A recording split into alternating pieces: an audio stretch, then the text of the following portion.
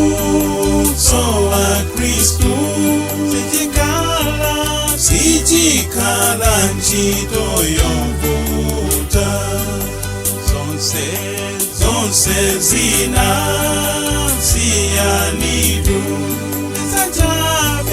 ndizachabe mukatayika ndiyo ntchito yopambana ati tilimbe kupulumuka ndiyo ntchito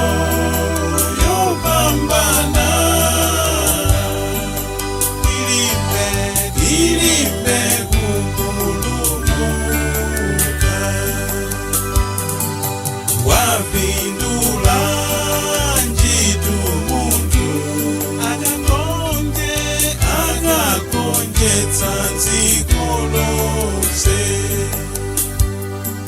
ngati poleka za Mulungu atayikitsa mzimu wake ati ndiyo ntchito yopambana ati tilimbe kupulumuka ndiyo ntchito yopambana ati tilimbe kupulumuka zokondwetsa pansi pano machimo a mitundu yonse zisulitsa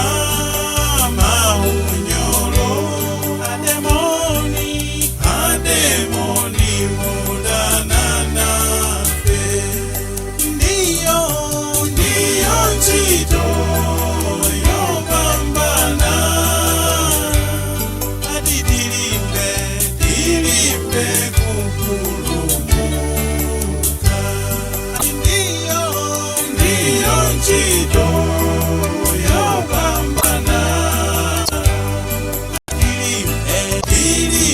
kupulumuka machitidwe wolungama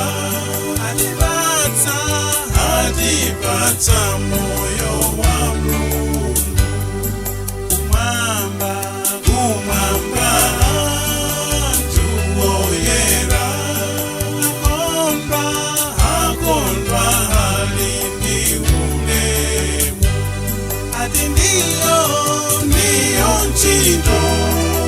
yopambana ati tilimbe kupulumuka ndiyo ntchito yopambana tilimbe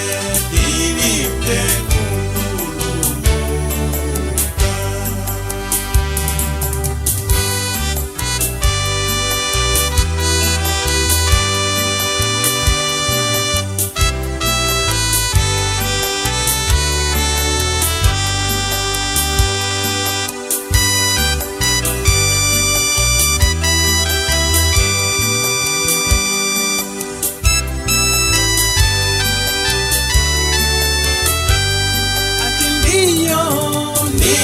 ntchito yopambana ati tilimbe kupulumuka ndiyo ntchito